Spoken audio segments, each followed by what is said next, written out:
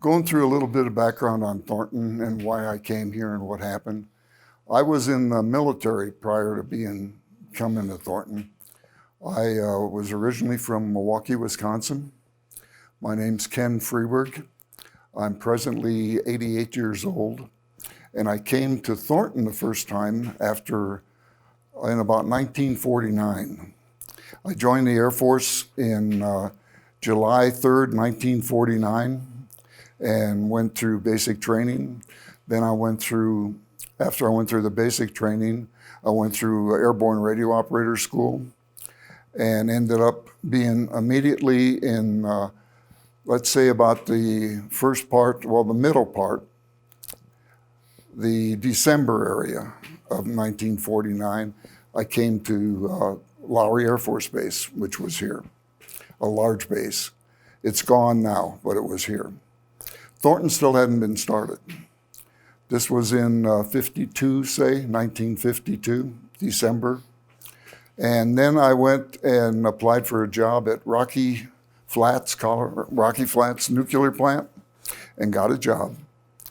And right after I got that job, homes for Huffman came, they started building them. I bought my first home when there was 3 show homes here in September 1953.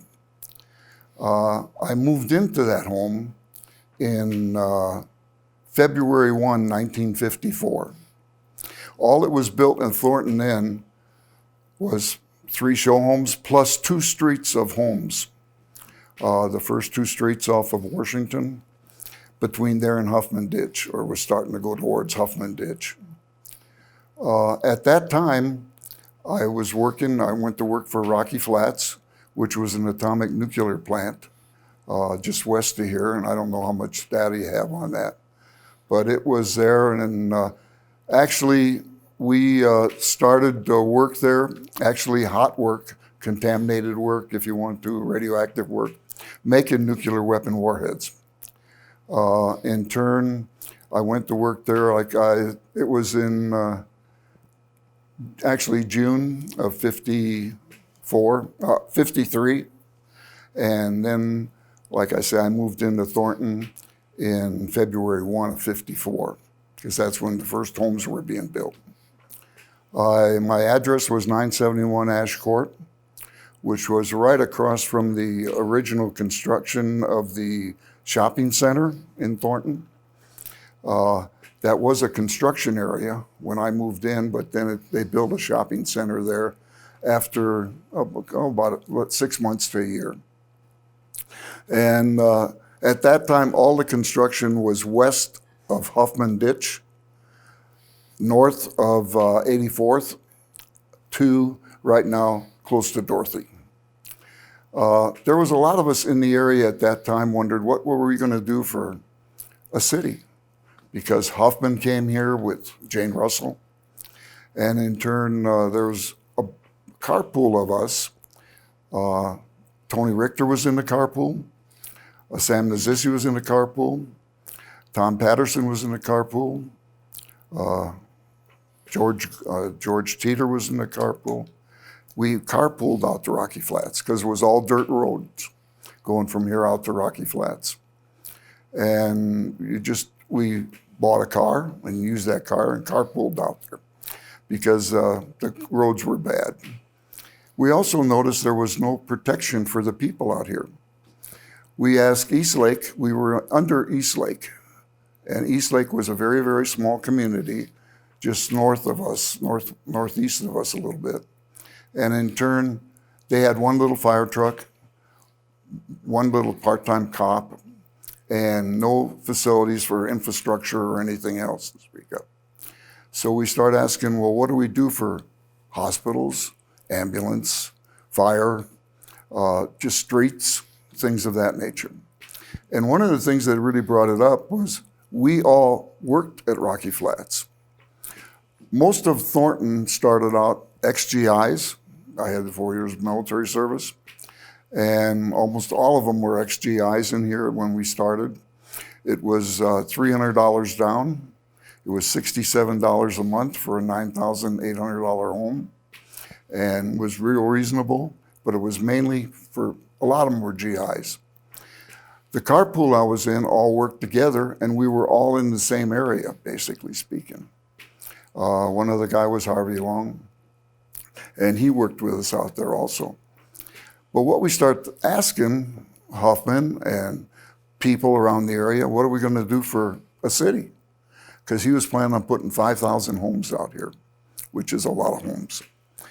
Previously, that was done in Aurora out there. That there was, I don't know how many homes were built out there exactly, but there was a large area out there. And it was cement slab floors, real quick. They actually put up a house about every other day when they were really going. That was quick. But anyway, we went from that status, asking the questions, and Bill Leary, Tom Carrillo, Ed Gilmore, Wilbur Biggs, Ray Paisley, a lot of the same guys in the carpool were starting to look at a city administration and incorporating. Because talking to Huffman and other people, it started coming to bear that he also wanted a city. He had to provide fire protection, which came up real quick, also police protection, and also facilities to take care of the streets, snowplow, everything. There was none of that. The alleys really kicked it. The alleys were mud, and I mean bad. We incinerated our trash in the alleys. You couldn't get the trucks in and out of the alleys because of the mud and snow and et cetera. And there was no way you could get even protection into a lot of the areas because of the streets being under construction all over and at the same time in very bad shape. So we start asking more questions, and the people, like I mentioned, Bill Leary, Tom Carrillo, Ray Paisley, Ed Gilmore, Lyman Mertz, Jerry Carley, a couple other, anyway, 2 or 3 others. We start meeting, at first it was in Chancho's, in Welby. This was before there was a shopping center or anything. Then later we start meeting more in the shopping center and in our homes. In 1954, the first people to organize was the fire department and two police officers that were paid part-time. They were more security officers. So they took care of the security officers, and then about to start 12, 14 volunteers started a fire department.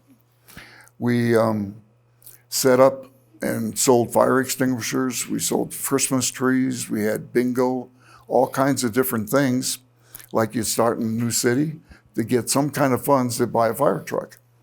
And did you operate that out of the shopping center typically, or? At the shopping center? No, The shopping center wasn't there yet. they Oh, did this it. is even before that. This They is did bef- it in the home, in basements of their homes. Well, not in the They didn't- basement, but the fire truck was really parked in my Now, front they was yard. wondering where you started. The start of the fire department was in our yards. No, but I mean, we're just talking about it. You were just in your homes. There weren't any. There wasn't any facilities to house a truck, to even buy a truck, nothing. So it was just volunteers getting together. We collected $150 and bought a 1937 Dodge. And that was the first fire truck.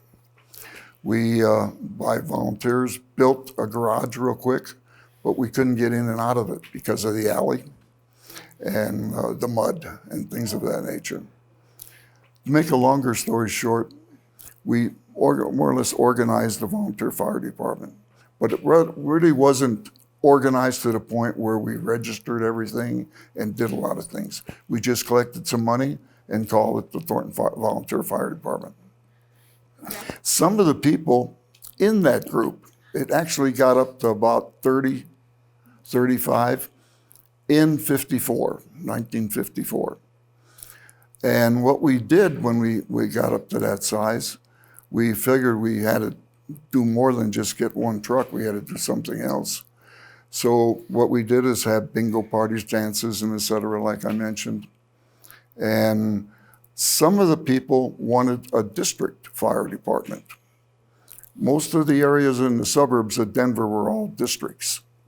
North Washington was one of the ones right south of us.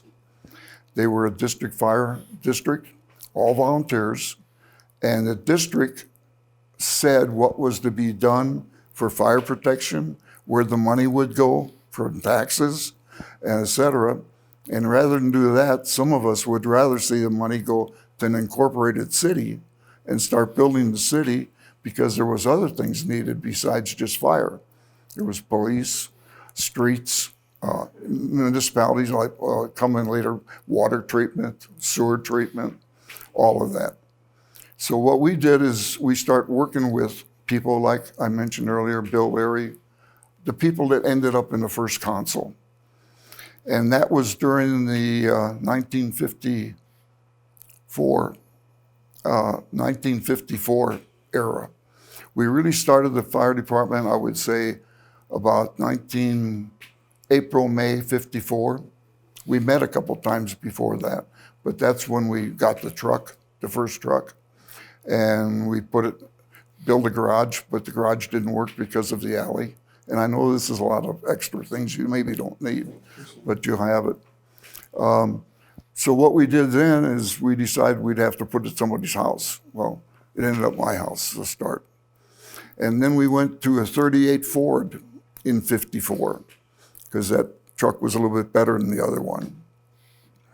And we stayed that way and debated between a district or a city. If you have an incorporated city, you don't have to go through so many, you do it through the city, the permits, the certifications, and et cetera.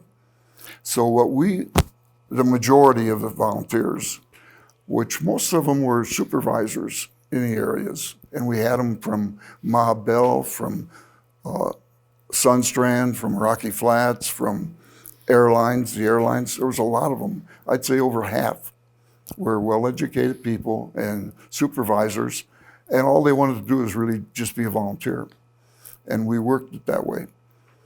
In 1955, we actually went and bought 1928, we got a 38 Ford first, but in 1955, we actually went to 1928 Seagraves and parked in front of our house, my house or Carl Nelson's house, who we later made chief. And that's where it stayed, even in the winter.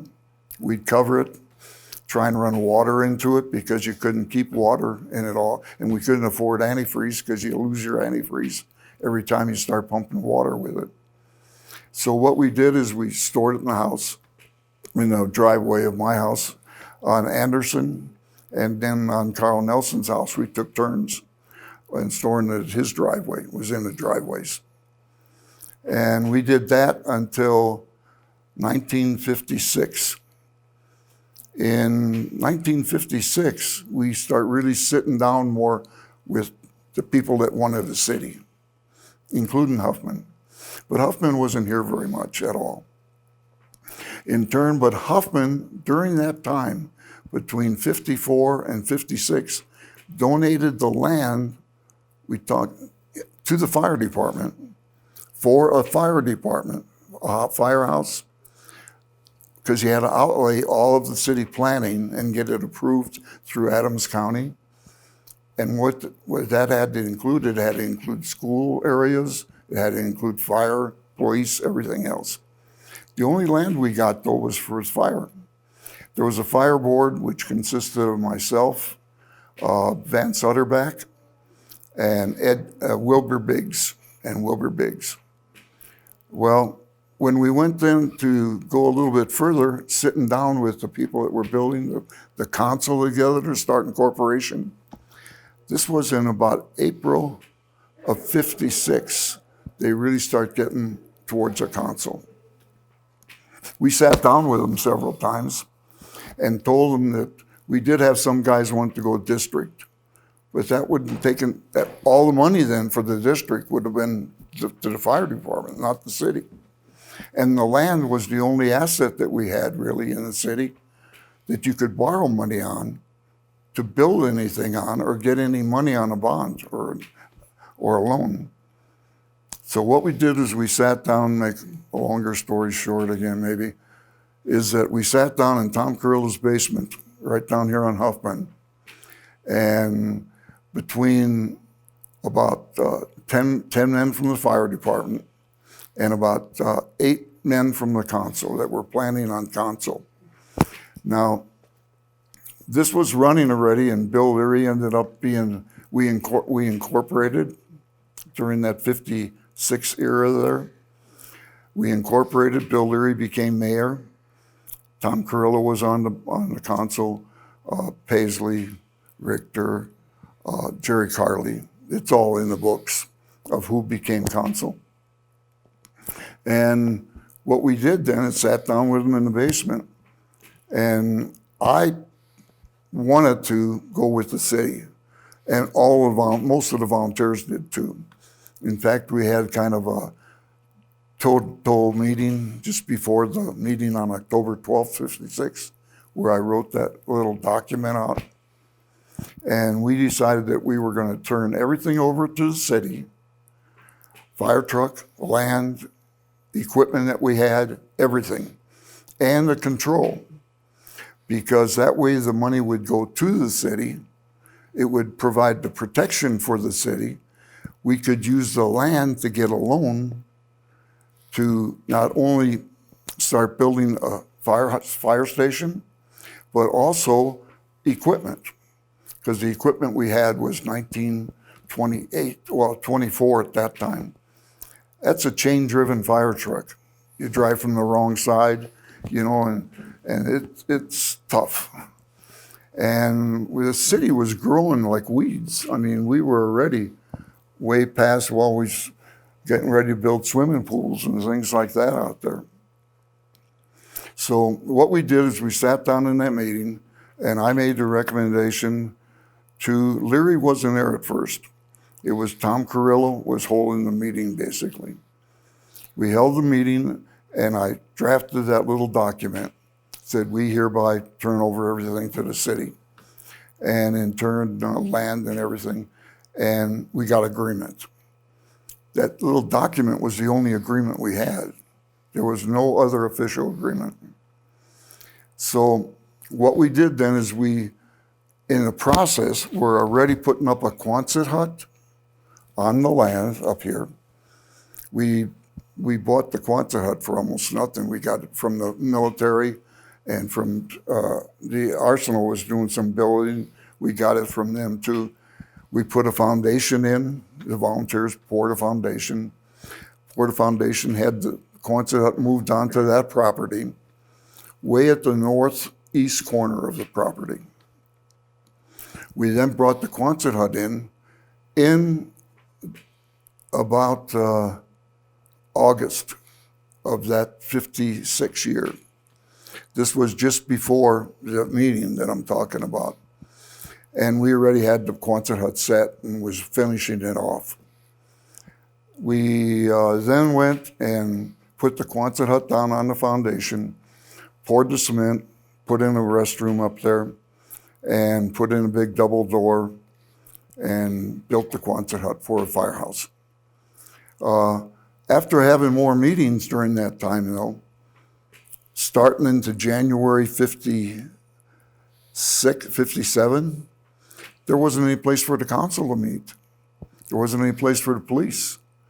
So we cut the Quonset in half, and we built a wall in between the Quonset and made the fire department, police department, which was Oscar Hill and Virgil Jackson at that time. And then Pat Cisneros come in a little bit after that.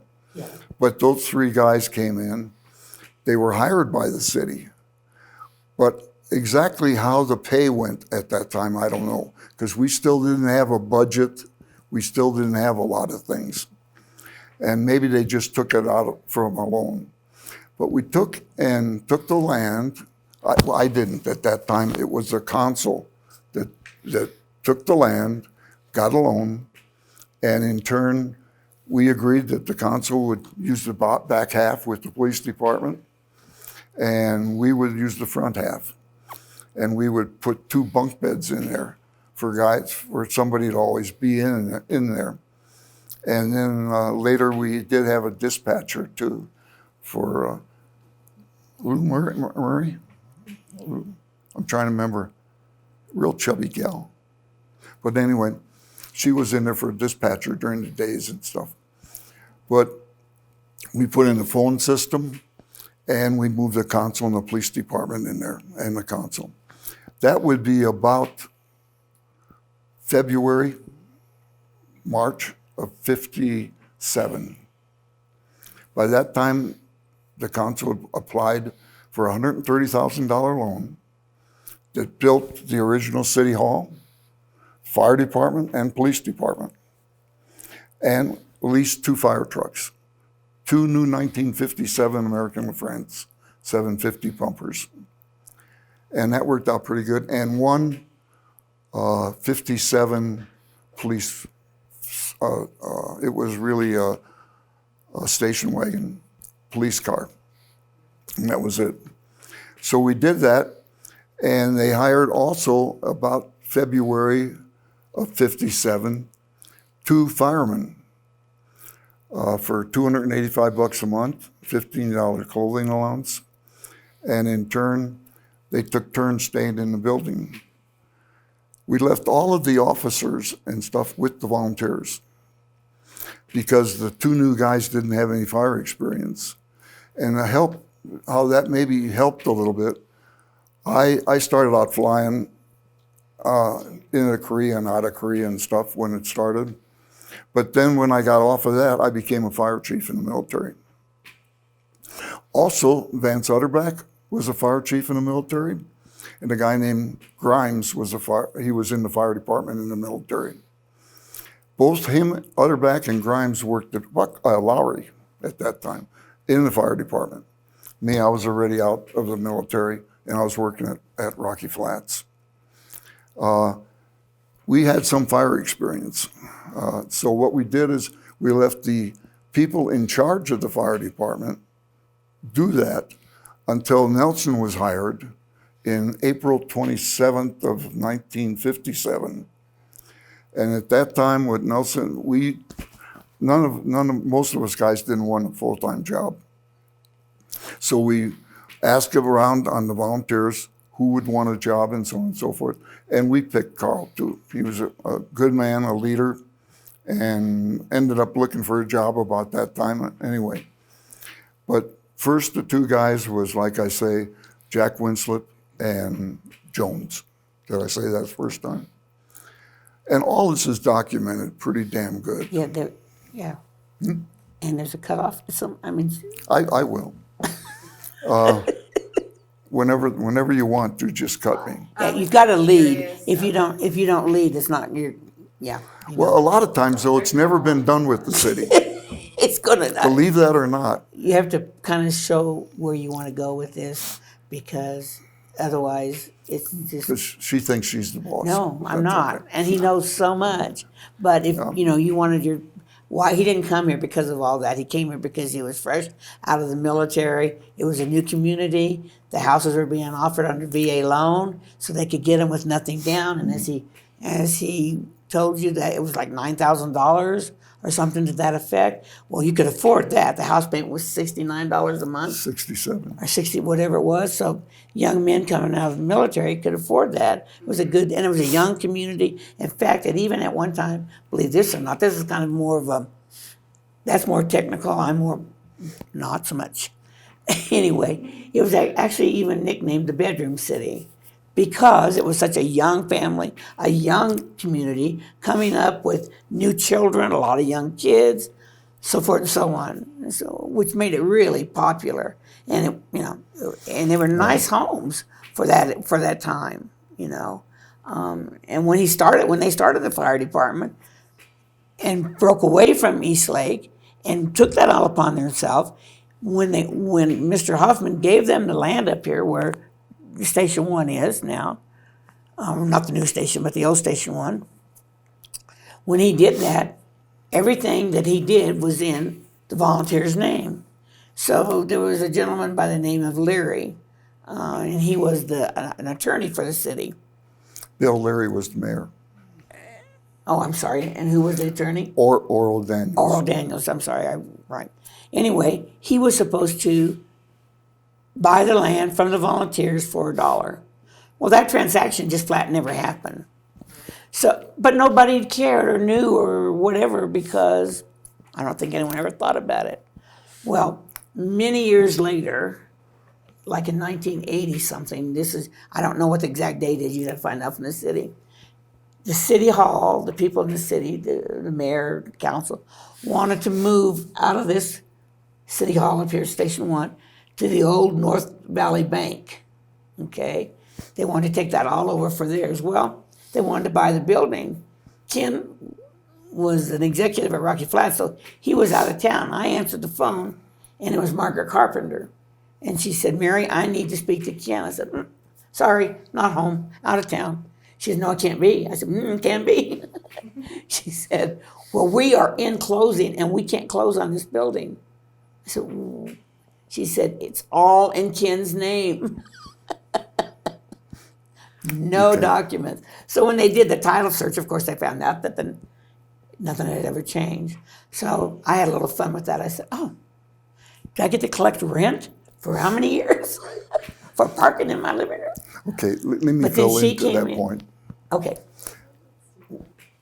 Well, in that interim period, we built the city hall and the police department and the fire. In 1957, we ordered all that by contract, under contract, for the construction, for the equipment, et cetera. The equipment, the facility, Station 1 and the original City Hall, was finalized and built. They started in April of 1957. They started construction. In July, August, September area, the fire trucks came in. And we had to kind of cover them and stuff because we didn't still have the facility completely done. In July, October range in the fall, the facility was built. We moved the fire trucks in there. We still kept some of the equipment in the old Quonset hut, moved all of the people from the administration group, police department, and the city council people into the new facility. And at that time, including the equipment, we became operational out of the Station 1 and that original construction area. At that time, we had just Carl Nelson, and what we agreed to is I was in charge of the volunteers, but Carl was the chief, and he was number 1, and the 2 paid guys. But anything to do with fires or stuff, we had the agreement that I was the same rank as in fact, that's in a resolution, because we didn't have the experience on the paid guys in turn. So at the fires and stuff, our rank held the same as the paid guys for insurance purposes and things of that nature. But by doing that, we also kept the rates way down. The insurance rates, the taxes that we got went to the city instead of to a district. And as it built up, then everything went and formed into an incorporated city. And that worked out pretty good. Over the next our goal at that time was we would keep hiring some paid men as the city could allow with the finances and the budgeting. So from 1958 through 1976, we had a goal basically of going full paid. That was our goal. Because the way the city was growing, you didn't want to just do it with volunteers. The city was growing very rapidly. And in turn, like now, it's 260 some thousand. And at that time, it was only supposed to go up to maybe 5,000, 5,000 homes. But at the same time, it was growing so fast, we had to do something. So we kept hiring paid guys. And in 1975, we hired what they called the Dirty Dozen and start phasing out, this was in 75, phasing out the volunteers a little bit. But during that interim, we also started ambulance services, which out here was unreal. There was the nearest hospital that we had to use, and I know this is kind of garbled, but we can make this better later if you want. But the phase out that we had, on any ambulance call, you had to take them clear to Denver. So any emergencies, wrecks, anything else had to go to Denver. I heard it was difficult for mothers. Oh, pregnancy? Yeah. I delivered 10 children. Wow. Yeah. What we did is we delivered them in the ambulance in the house. But the first ambulance was was way back. Yeah, well, way back, I was saying from day one, we provided ambulance service right away. And But what did you use as an ambulance? the first ambulance that we got was a Pontiac, It's like a station wagon. a station wagon. And yeah, and then You had that old army truck thing. we looking- tried the Army trucks. We even got surplus Army trucks, but they were geared way too slow for going to Denver. But the first real fire ambulance we got was from Kiwanis. We talked to Tom Carrillo. He was the president of Kiwanis. And hey, Tom, give us a ambulance, you know. And they had a drive, and we got a 1955, 56 station wagon, Ford, converted to an ambulance. And that's what we used, started in 55.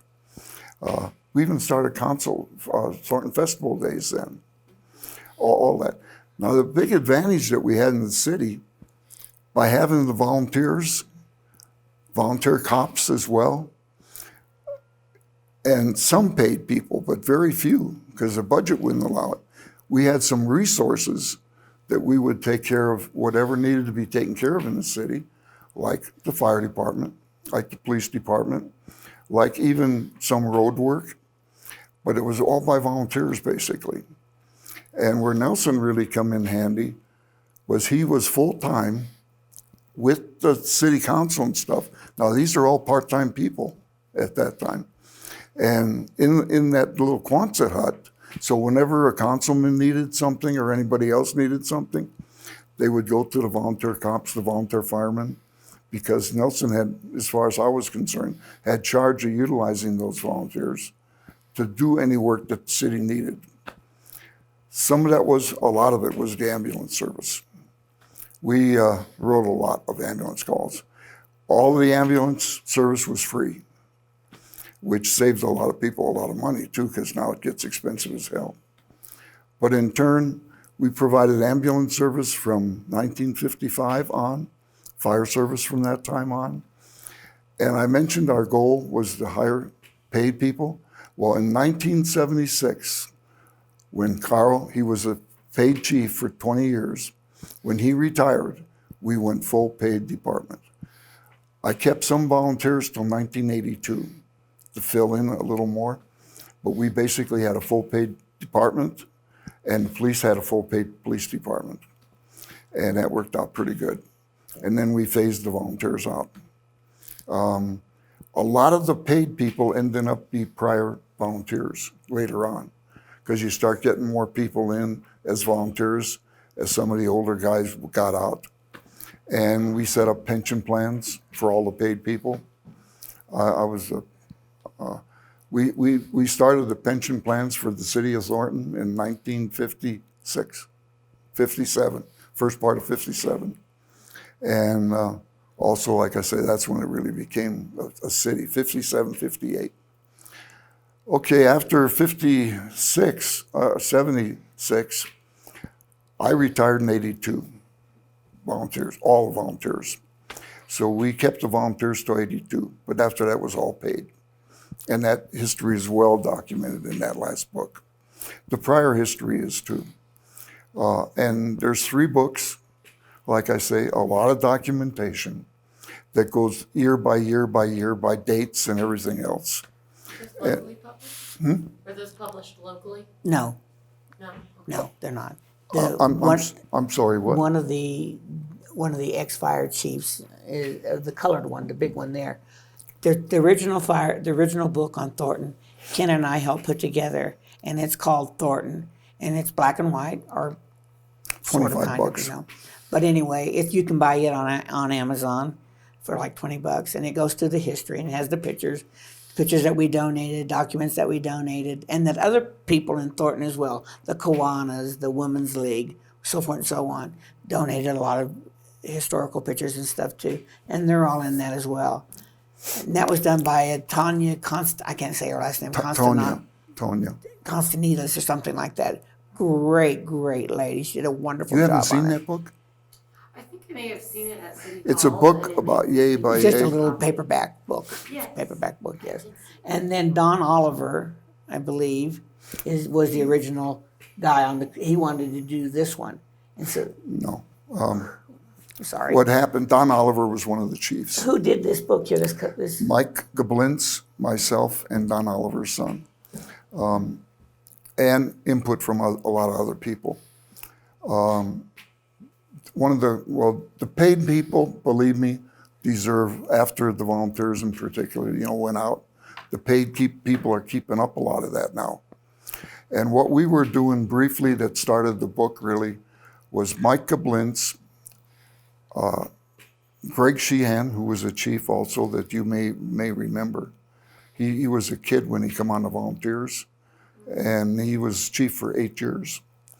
Okay, but Don Oliver's kid, Mike Gablintz did a hell of a lot of the work. He's a retired paid fireman now.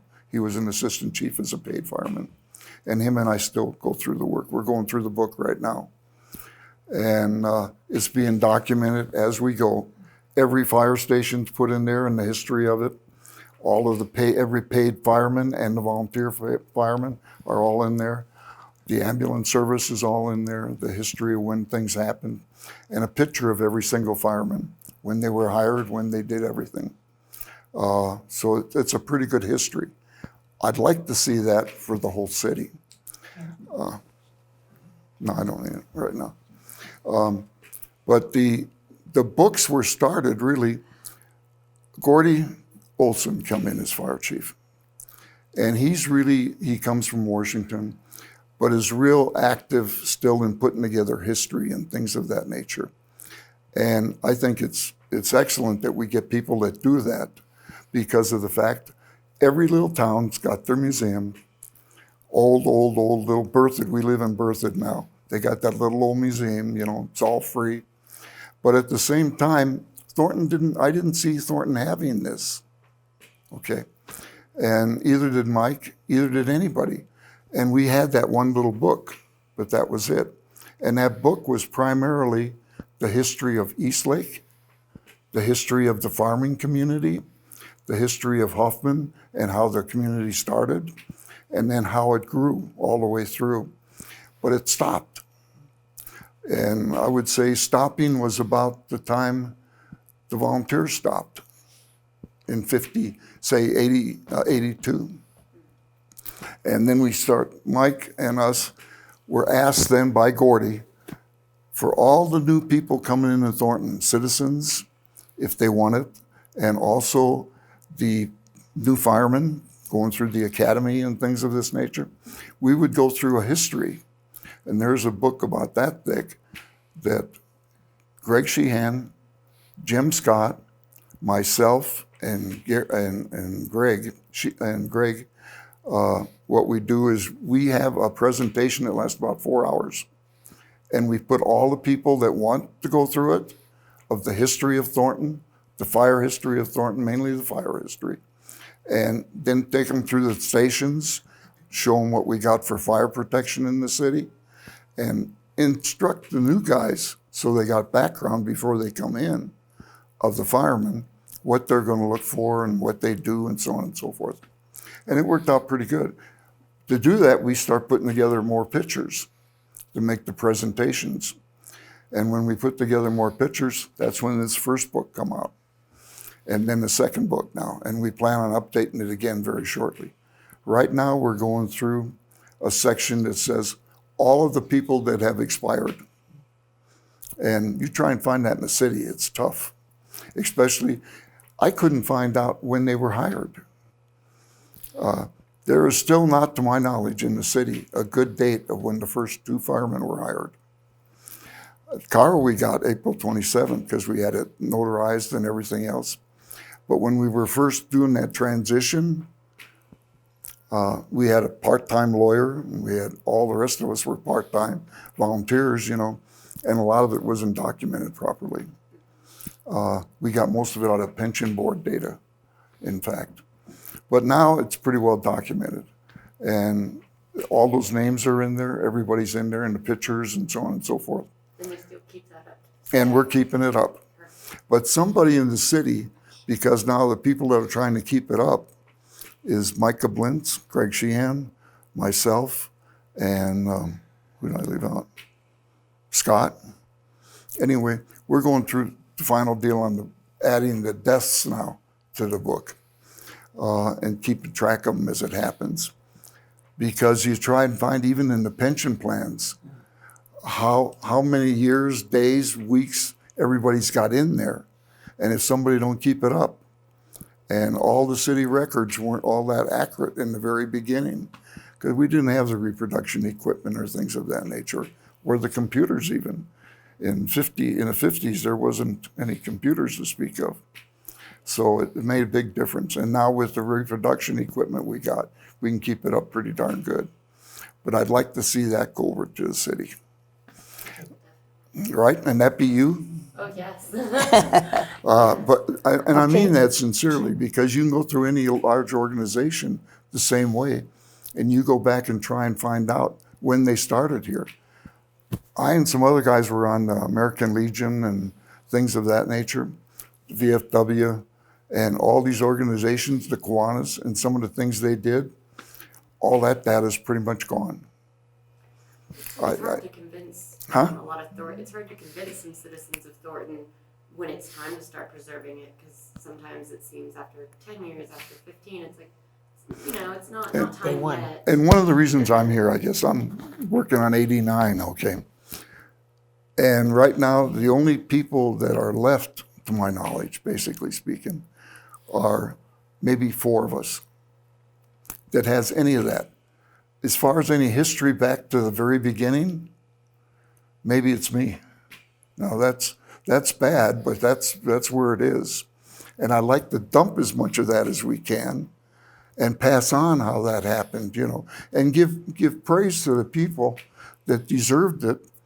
That, like right now, we had a meeting about 5 years ago of the original city council that was left.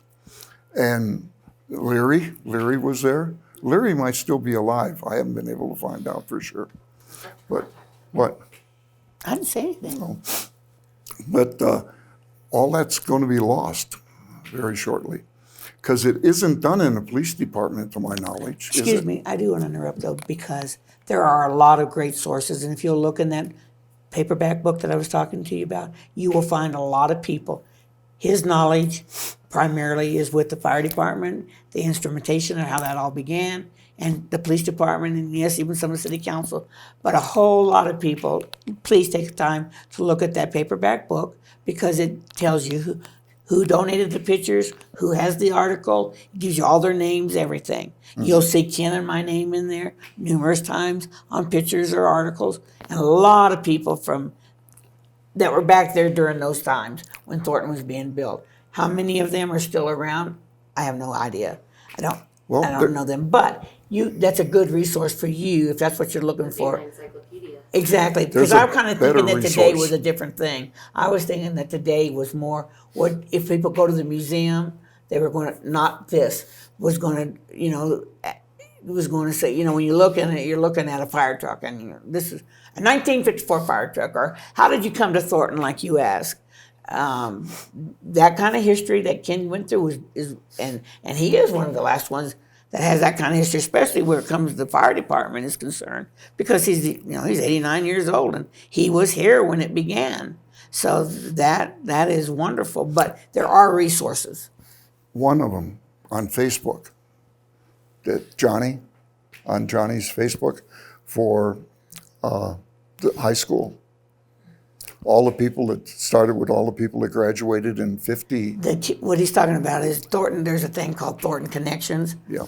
It was on my cousin, brother, whatever, which is why I'm in Thornton, came to Thornton. Anyway, there was a group of kids that graduated from Highland High School, and they keep in contact, but they're not of the age that their parents would be the ones. Their parents would be the age of why and when Thornton started. So the reason I came to Thornton is I had an aunt that moved here in, I think, 1955 or 56. And I used to visit her all the time. There were no lawns, and it was a mess, but we got to play in the dirt She or was a young whatever. Then my parents actually moved to Thornton in 1956 to 1250 Eppinger, right on the curve.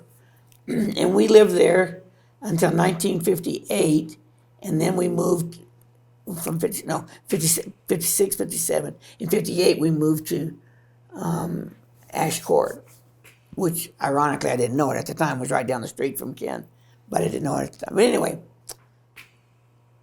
as a child, as an adult, living in Thornton and what it meant being a part of all of this.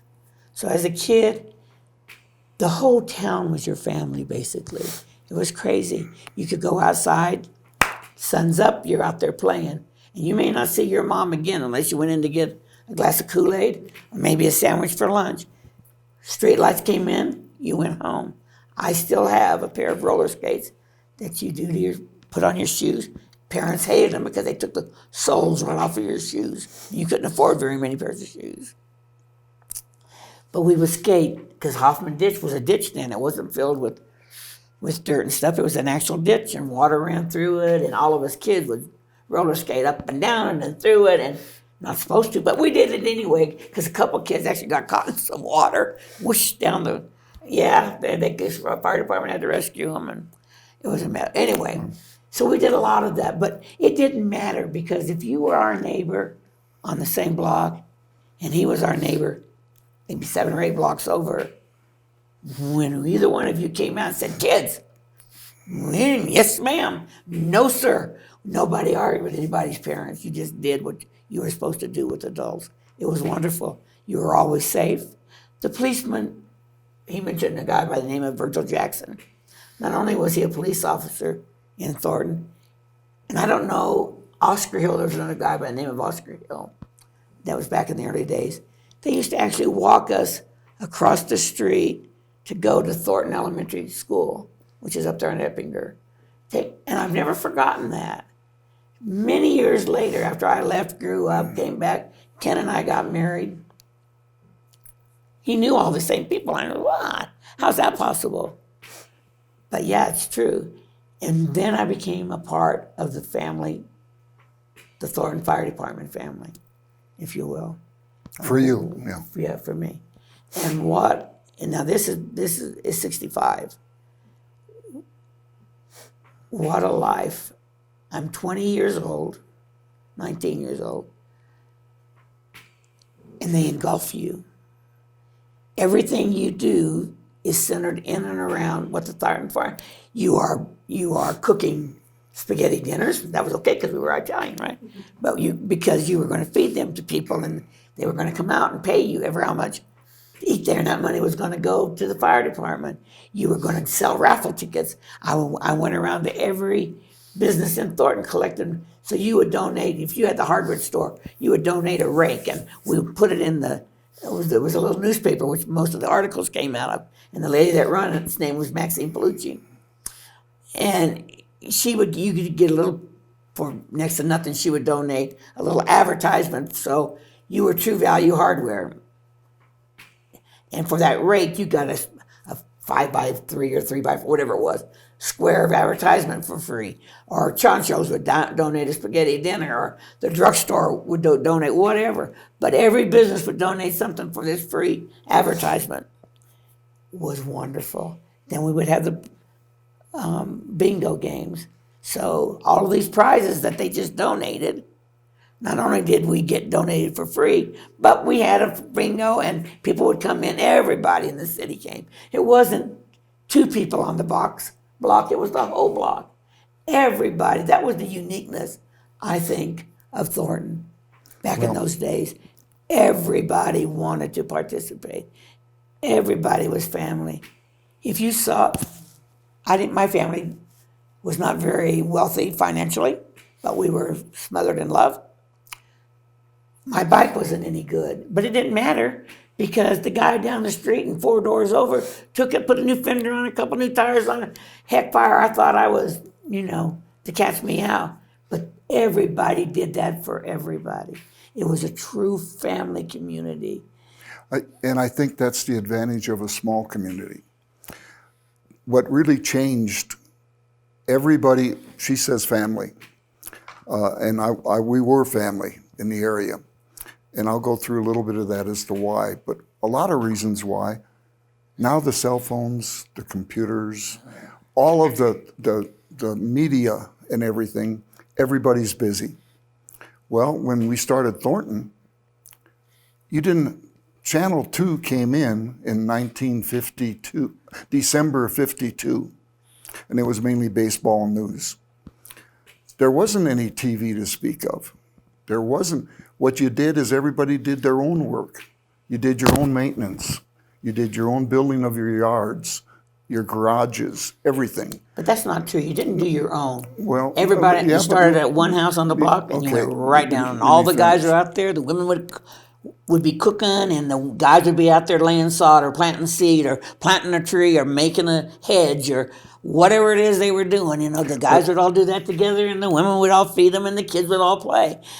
And you didn't have to go next door and go, could I borrow your rake or would you mind, are you big? No, they seen you out there with one tool. They had their tools and they were out there with you. And the women were next door. If you needed a cup of sugar, you went next door. I'm out of sugar. You know where it's at? It's in the canister. Get it. It was just such a different world. Such a wonderful. I wish all of my children and your children as well, you as well, could experience that kind of life. Example, if a police officer, if you left one of the local bar, Choncho's, that was the only bar. If you left it, that's where everybody went. Tuesday nights was spaghetti night. Well, that's where the meetings were for the city. All the spaghetti you could eat for $1. You can feed a lot of kids that way. But when you left there, they knew you'd had a couple of drinks. I'm not advocating this, okay? But it was the way it was.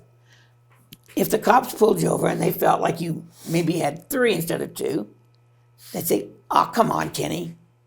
I'll take you home. And they'd drive your car home. If they seen you, if you did something, they didn't rush to the ticket. They rushed to, can we help you? Can we be your partner? How can we get you out of this? I mean, if it was overboard, of course, they did their job and they did it well. But if it was minor stuff, they were part of the community. They lived here. They raised their families here. That made them a part of us. It wasn't just the police and just the firemen. We were together. They participated in all of our functions. We participated in their functions. Sometime prior to me, they started the fire departments in Colorado, or at least, I don't know if all of them, but a majority of them. And I still have and want to give them to each of the fire department. Because when these newspapers came out, I started clipping from way back when. Because they were just going to be thrown out. And I wanted to be this little, anyway. So I started clipping all these articles, which is why we have them. But it was called the Fireman, I think is what it was called. And every city had one. It's Tri-County Association and State Association. Yeah. But in that book, or those little magazines, it tells about Tri-County, which was where all the firemen from different departments get together just to have fun, just to see who can run up that ladder the fastest, who can shoot that ball off of that hole with the hose, jump off of that truck. 3 days. Maybe 1 day at Tri-County in the shopping center in Thornton. Maybe next year it was in Lakewood or Inglewood or wherever. Then there was state. Now, state conventions drew people from all over the state, not just the Tri-Cities. So therefore, they lasted 3 or 4 days. Same thing, though. Took over the cities, you know, didn't hurt anything. They loved it because everybody, the businesses boomed. They all got paid well from these firemen. Hotels got, you know, and we had such a good time. And if one person got hurt, boom. You know, it was you. Everybody helped. Yeah. You know, everybody. Well, you had everything right there. You know, it was just. I'm sure I'm sounding like a broken record with it going over and over on how the community was. But I think it's very important. We have books, where there's newspaper writings of history. There's not very many people left around that can actually say they lived and what the life was like, what it meant to watch, you know, to see the guys go, to be in a. We had a thing, Ken said, when they started back in the day, the telephone services for the fire department. It was called command conference. So what this meant was you were home, morning, noon, night, middle of the morning, and all of a sudden your phone just went, scared the living heck out of you, because it was a rotary phone, right? Back in them days. And you pick it up, and there was a voice on the other end. Fire a yakky yak address. Fire a yakky yak address. You better hope you get that address, because when you hung up that phone, you didn't have a cell phone. You didn't have no backup. You just better have it in your head and know where you were going. Luckily, most of them knew the town well enough that they got it right away. Same thing, ambulance needed. I remember well one fire in particular. It was down off of Welby Road. I'm sorry that I don't remember what was in it. It was by the VFW off of Welby Road. Ken was supposed to go to work that day at Rocky Flats, but the fire had burnt all night. So he took off work, which is unheard of. He took off work and fought that fire. Him and Nelson, Carl Nelson, the ex-chief. I'm here to tell you, if ever in your life you have an opportunity to work for, to be a friend of, to say you've had the privilege of knowing somebody, I hope it's a Carl Nelson. This man had more charisma just entering a room than any other man I've ever met in my life. He could take people like that and turn them into just smiling, loving, wonderful people. The man was so sharp. He just had everybody. He united this city, no matter where you went. Oh, Carl, everybody, everywhere. Whether it was a different city, North Washington, Westminster, it didn't matter. Everybody knew Carl. He was that type of guy. Brilliant man. Have the highest respect for this person. He's just, and the deserving of this firehouse being named the Carl Nelson Building, it couldn't be more deserved.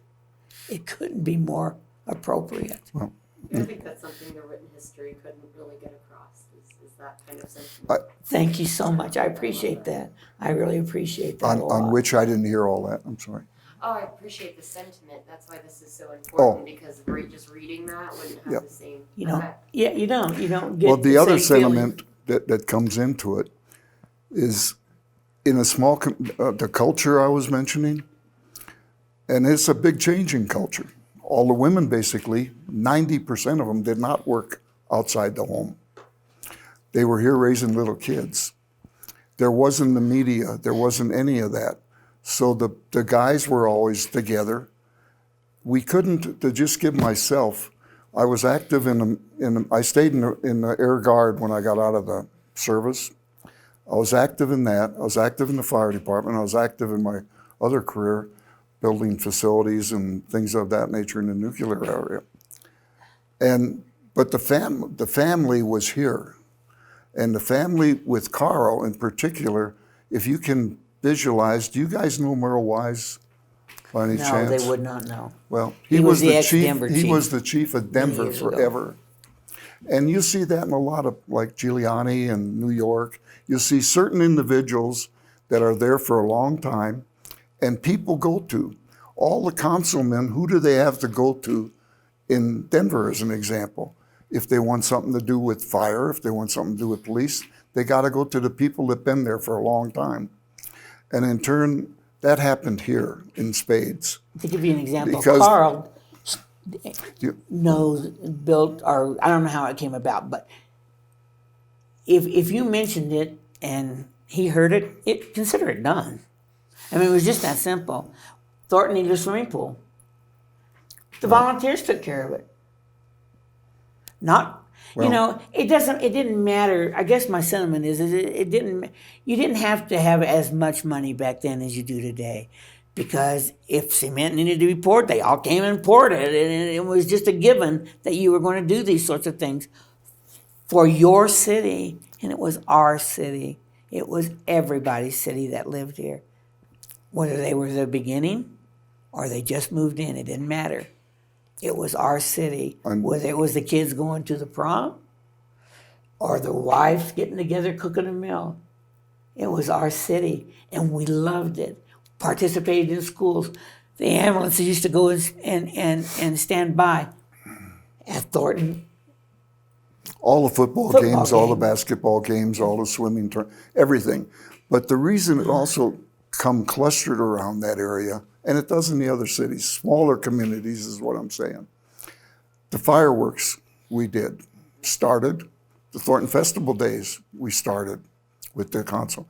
The bingos, the dances, the taking care of the swimming pools, the taking care of the parks, whatever was there, it had to be volunteers in the city.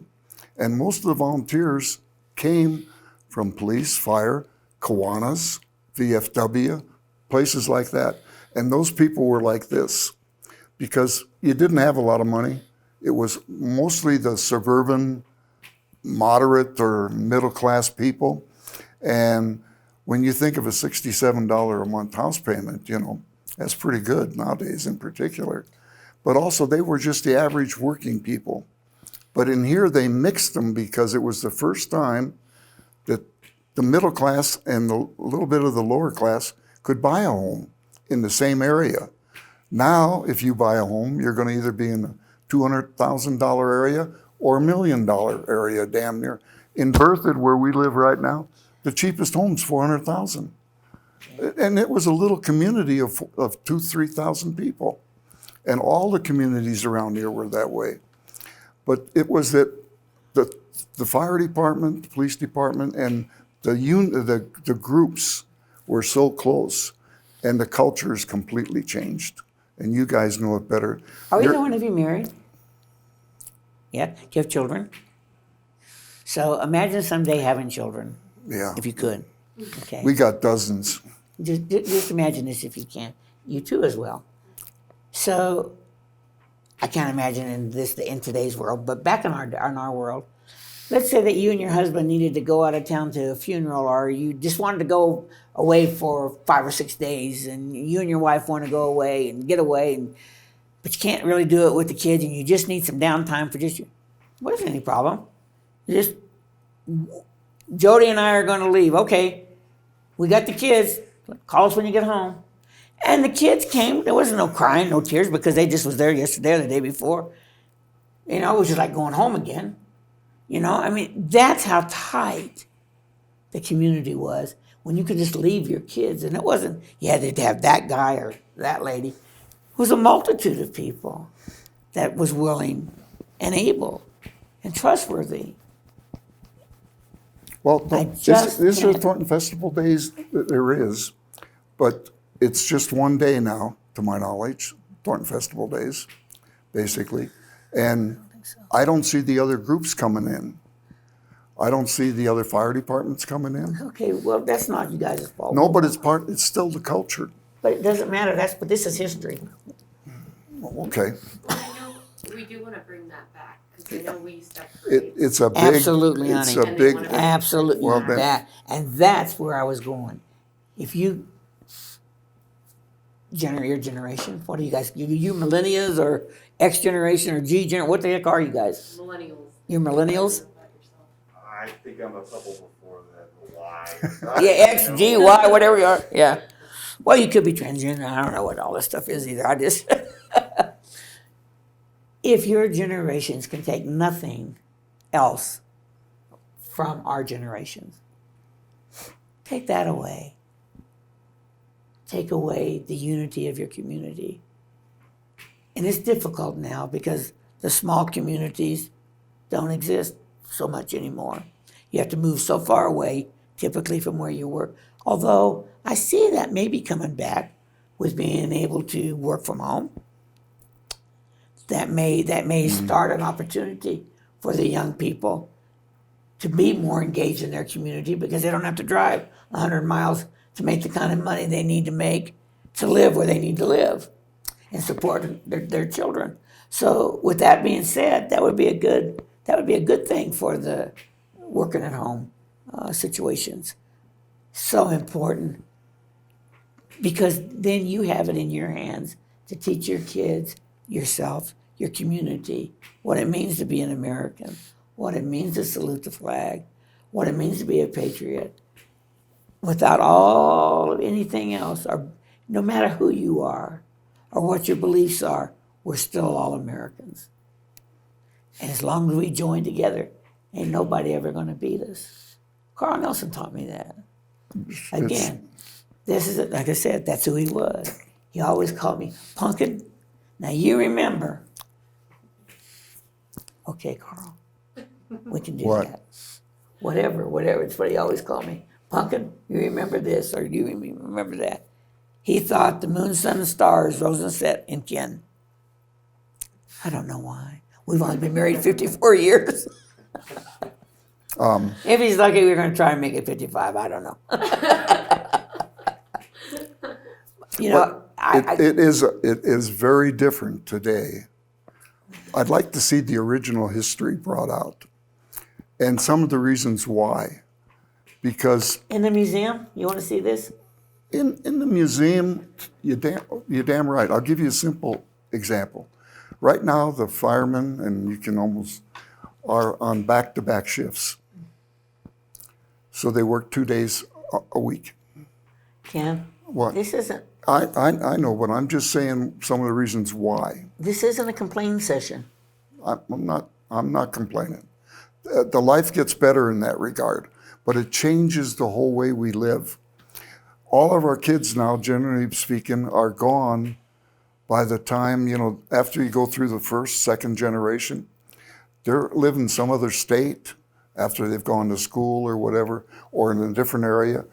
The old families that were tied this tight because the communities were small. Now with Denver, when I was here in 49, was 475,000 people.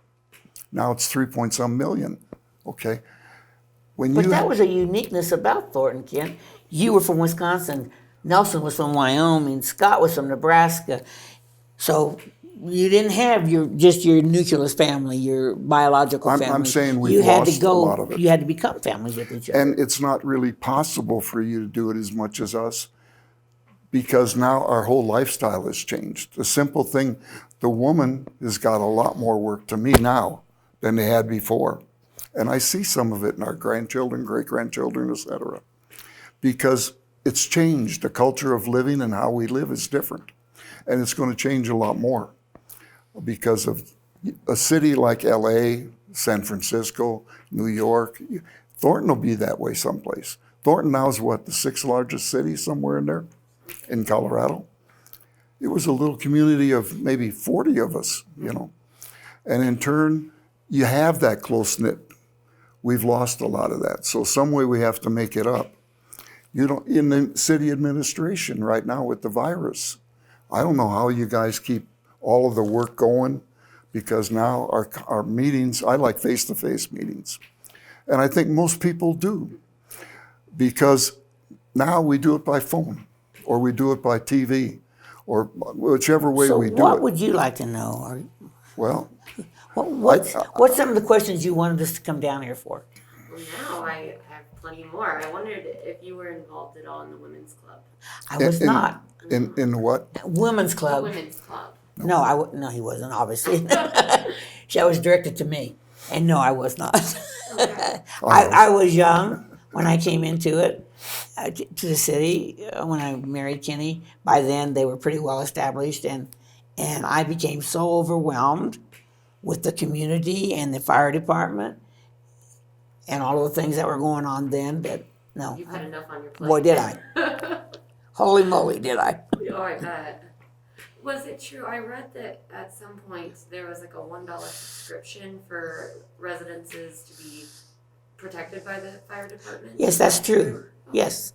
I don't know if it was about the fire department itself, but I do know, but that was later on because I was involved then, so it was after 65. They charged, I don't know how they did that either. They charged, it was a dollar or whatever it was. Carl was still chief to use the ambulance. And for a while there, some people didn't know about it, and so they got big bills. I think they ended up doing away with them. Somehow they made it right because it didn't work. But yeah, there was something about that. Let me ask some other people about that. Do you remember? Yeah, because new city managers, we had the same city manager for a long time, rather than some of those people. But as new people come into the city, they come in with new ideas, new ways of doing things. And budgeting is really big time in the cities. When we started, 130,000. Can you picture building the city hall, the fire department, fire trucks and everything, 130,000? You can't buy a house for that now. In turn, your budgets are real important in all the cities, and most of the cities are in trouble with the budgets. So in turn, the new people coming in, they're almost directed, how can we do this better, more reasonable for cost, et cetera, and et cetera. And it's changing drastically still. So the answer to your question is yes. And you have another one? Yeah, but What's your other it's question? different when you have to do it. When you're directed to do it, Honey, she needs to ask us some Oh, questions. it's okay. I'd like to hear you. yeah, but you come in and you say, and we disagree a lot, as you can tell. I had a, well, no, it's true. And the reason being is she's very people-oriented. I think I am. But her life has been people. Okay, not management, not jobs, not things of that nature, like running a city or building a city. But they were the people that did the work, okay, and worked together. And you got to have the whole thing working as a package. Nowadays, there's too much emphasis on dollars, on, what can I do? And particularly with the robotic field coming in very shortly. And who's going to do all these jobs? Where are we going to get the money for paying for decent jobs, et cetera, and et cetera? That's a big task right now. And in turn, if you can go without having to worry about that, that's okay. But if somebody's got to worry about that. You, as a city employee now, you've been given a task of putting together the history. There's all kinds of multimedia now. We're finishing putting a museum together for Rocky Flats. Okay. What was Rocky Flats, just briefly? A nuclear facility that built all your nuclear weapons and in turn had 10,000 some employees plus 2,500 construction employees all the time. For one out there was 7 working in Thornton. That's the same with all your big organizations. And they have to work together now. Before the little communities, till the railroads came in, et cetera, they were a little compound within themselves, Thornton included. I don't know, it's going to get tougher and tougher on you guys, just the infrastructure. How are you going to get to work downtown Denver after a while? That's got to change. Can I ask the questions that Yeah, they what need? is this? No, that they need? Sorry. Oh, you're okay. Just, I was. you can ask We the questions. might look at it from 2 different aspects. Well, it's just that they need to know, not about Rocky. She has an agenda. Yes. She's putting together a strategic plan and an agenda and things. Okay, so what else would you like to know? I was reading about how you coordinated the calls and the responses when you did have the rotary phones and the calls were coming in. How did you coordinate with the other People? firemen? There's Command not conference. easy at the beginning. just calling back and forth? No, it was one phone call. Everybody. It went out to all the houses. So you don't Well, think And no. whoever answered, and No. who showed up, showed up. No, it didn't go that way. At first, we had one phone call, Oh, maybe my house or Carl's house. Okay, that was before command. that's before command. We had a guy that was a manager at Ma Bell that knew how to put in multi-systems. So we had, working with him, the volunteers and him, put together the hardware and put in a dispatch center up in the Quonset hut, to where when a call came in, we would put that call out to all the volunteers' numbers at one time. We didn't have that at first. At first, we had to have the wife or somebody start calling, because it was only, in fact, there were still party phones at that time, Party lines, yeah. where you had more than one, person on a party line. So you just say, get off. We need to use the phone. No, but it did. true. And we got that pretty quick. For ambulances, I made up, and it's still in the book, a list of who was on duty every night We still have them. and what their phone numbers were and et cetera. They would be there Monday, Wednesday, Friday, so on and so forth, and would have to be in the house. Now, that's asking a lot out of people. And in turn, that's the way the phones would work. We would get a call, and the fire truck was at my house or Carl's house. The ambulance the same way later on.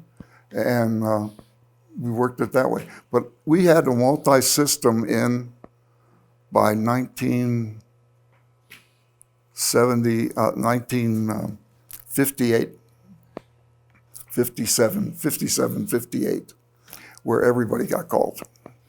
And we would have so many assigned to go to the firehouse to pick up a second truck, because there was only one guy at the beginning at the firehouse, or maybe two. And the rest of the guys, some would go to the firehouse, the rest would go to the fire or the ambulance call or what. But on the ambulance, we would only have so many people respond. You don't want 30 people responding to an ambulance call. So it was set up pretty quick, really, that we did that. And we luckily had people in the volunteer services that had expertise in communications, had expertise in everything. Ken brings up something now that jog my memory. Some of the people they had here, as well as the technical people, is the doctors. They had Dr. Skelly, Dr. Roberts. And so if a baby was being born, or if somebody was really hurt or whatever, sometimes they would respond and help the guys out, which was unique. I mean, who does that today? What doctor? You can't even get them to show up at the hospital, never mind. But even training, Jack Roberts, all of them, we would have training for first aid, if you want to call it that, paramedics later on. And we always had trained people answering the call. But the doctors for the first year and a half would actually go on the call with us a lot of times. We had their phone number also. And Jack Roberts and a lot of them lived right in the community here. So they would, answer the call and actually come and help. So I have to say this because it's too funny. Bring a little bit of lightness back here. I don't really know how this all worked out, and I don't know why, but Ken had to pick up a lady that was from out of, I think, Canada? Yeah, if you're speaking of the dead lady. Okay, yeah. And I don't know why you picked her up. She was home? She was dead. I know, but when We you got a phone call that the lady quit breathing. So we went to the call, and sure enough, she was not breathing. We had a resuscitator by that time, and we used the resuscitator, and we're breathing for her, basically speaking. Well, one of the doctors came in and wouldn't pronounce her because gone. she wasn't from here. Yeah, because she was Canada. from out of USA. So he didn't want to pronounce her dead. So I ended up with her in the ambulance, still working on her all the way. Went to 3 different hospitals. They wouldn't accept her. This And was like an 8-hour shift. Well, One hospital to the next, with one, and you have to keep resuscitating them because they're not pronounced dead. but the funny things that happened Crazy good. stuff. One of the first babies that Scott and I was on, we were on a DOA, a dead on arrival, waiting for the coroner. We got another call, a lady having a baby which was only maybe 4 blocks from where we were. We went there, and she was having the baby on the couch right then and there, you know. So I delivered the baby, and luckily a nurse come in from next door right away. And that was one of the first ones we worked on. But she helped me then, and then pretty soon a doctor come in too, you know. But other people helped too, a lot of people in the small communities. Anything else? I you was might have born. heard? I was born in a house because my age. Most babies were born in a house at that time, and you know, just what people had to do. Were there And midwives around? Was there kind of a community of that? Like the doulas of today? Yeah. what? We didn't, you know, they were really not very active back then. In his age, yes, when he was being born then. But then in the late 50s, that all really stopped. And you had to be in the hospital, and you had to stay in the hospital if you had a child 5, 6, as long as a week, maybe even a week and a half, if you had a child, you had a baby. God forbid you should have a C-section, because you could just be there till the kid was raised. You just didn't know. It's just, so, but the doulas and stuff started coming back when, like in the 80s? I don't know, something like that. Okay. 70s, 80s, or something like that. But through that, That's no. one day. No, now if you're in there, you're lucky if you could stay a day, you know. Yeah. That's right, you're right back. Exactly, you're lucky if you could stay a day. But so no, we didn't, no. Not too much. No. Okay. Back then, you were told you could smoke while you were pregnant. You could drink while you were pregnant. There just wasn't a whole lot you couldn't do while you were pregnant. Little did we know how bad it was. But the doctors would sit with you in your hospital room and smoke with you. You know, so I mean, yeah, no. To answer the questions, no. What else? Another thing since it's things I've heard and read, where did you source the water for some of the fire trucks and how you were? Where would we get it? Garden hose in the beginning. That's Well, the thing? Okay. yeah, but when you lay out the plans for a city to a county, In the beginning, where the did you get the contractor has to have the plans to where he's getting the water, how he handles the water by distribution throughout all the city blocks, how he gets rid of it through the septic systems, if it's out in the country, you know, or if it's sanitation systems in the cities. But that all has to be laid out in the city way before you start. How did you put the source- water in your truck in the very beginning? There was fire hydrants here right away. Before you build any house, So you didn't use the garden hose? we used the garden hose to fill the water on That's the, what she's asking. yeah, but just for the radiator primarily. And because when we go to the fire, I think if it's snowing. there's fire systems all throughout. The first thing goes into your infrastructure, your electrical, your gas, your sewer, your water. And it goes through your mains down your main streets, and then you take your services off to each home. And in each block, you got so many fire hydrants that are activated before they start construction. They have to be, because otherwise you'd be burning down all of your construction areas, because there's fires in a lot of the construction areas. But that's all planned out in advance and approved. And now it's really strict. I basically built our last house. And when you do that, you got to get all your permitting. You got to, what kind of wire you're going to use, what kind of pipe you're going to do, how your grades are done. Everything has got to be laid out in the specs, and then you have to have it inspected. Now, every house has got to be state inspected now for electrical. And that's all done in advance. So you don't have to worry. There's water every subdivision you start. Does Like this make a Thornton, CD? you got that all planned out. I can off of it, yes. What? I would like one. What? Thank you. A CD. Oh, a CD? All of this.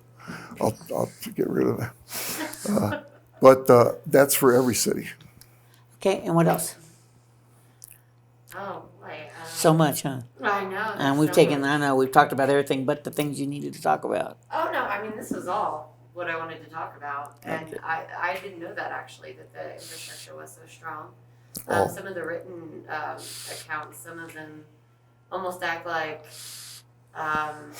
people came out here and they're like, oh, no, what if we have a fire?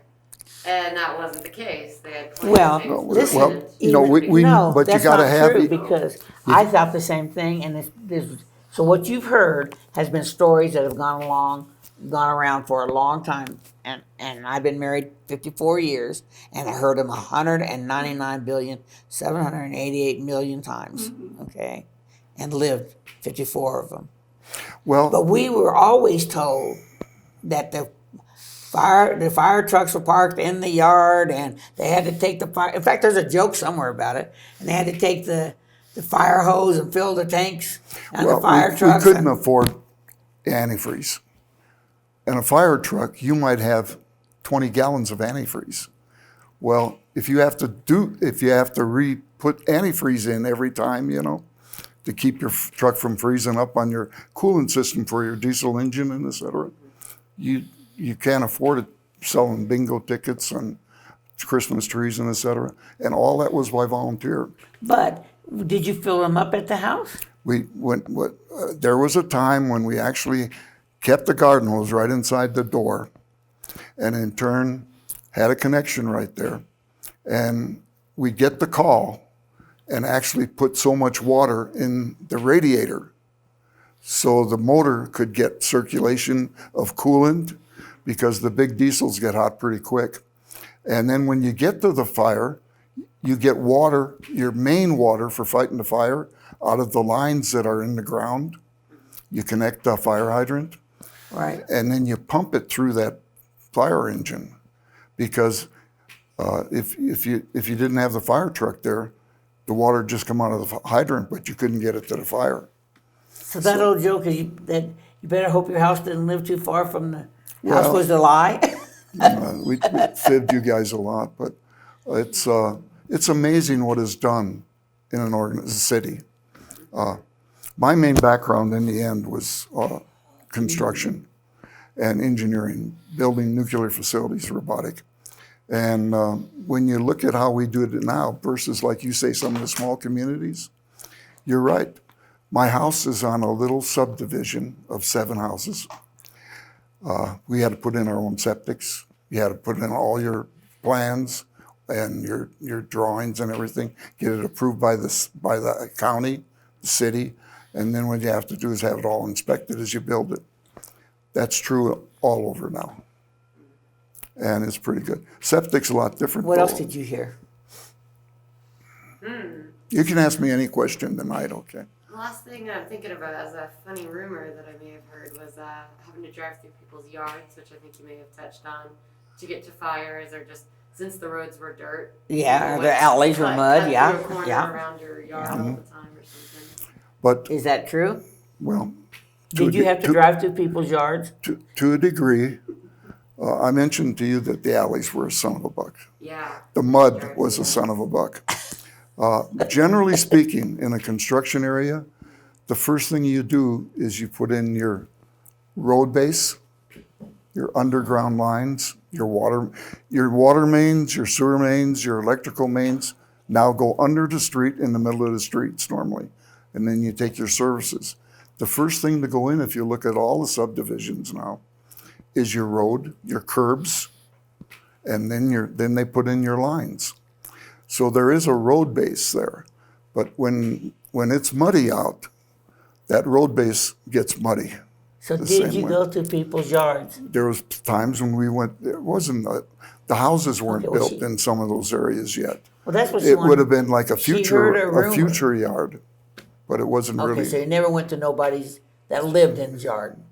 No, Okay. I didn't knock down fences or stuff like that.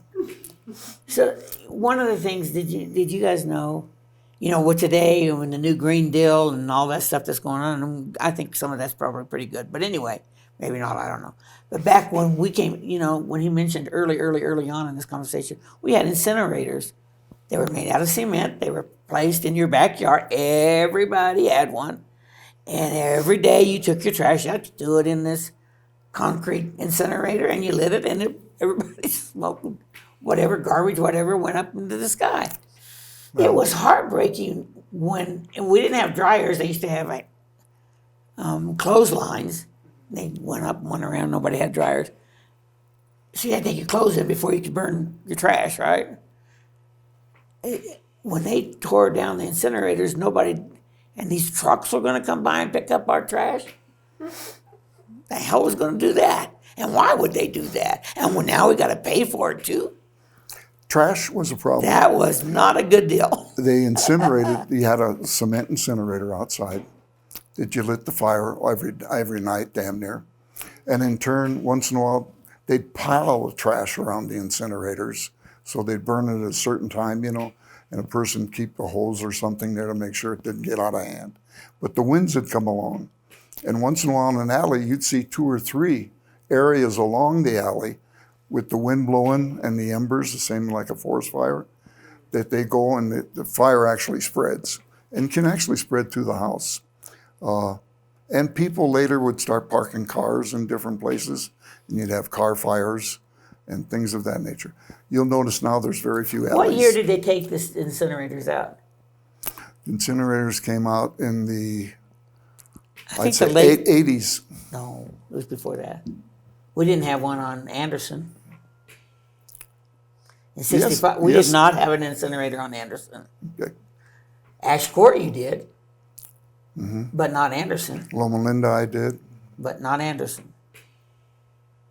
So it had to be before 65, Okay, well, somewhere to you there. didn't, well, we didn't get married till 66, so we won't argue between those times. Okay. We really love each other a lot. It's just that once in a while. She's Italian, I'm German. Well, yeah, what a mixture. But That would actually be my last question. Would be how did you meet and what kind of? So I told you I came out here because my aunt Yes. lived here, right? You So, moved to Ash Court near Ken. but that was much younger then. Oh, okay. I didn't even know. I'm 15 years older. So I had she no was- idea that he lived up the block. I didn't care. I was a kid. Okay. But my aunt lived on 1570 Pueblo Court. And my uncle was a fireman as well. Not at that particular time, but became one.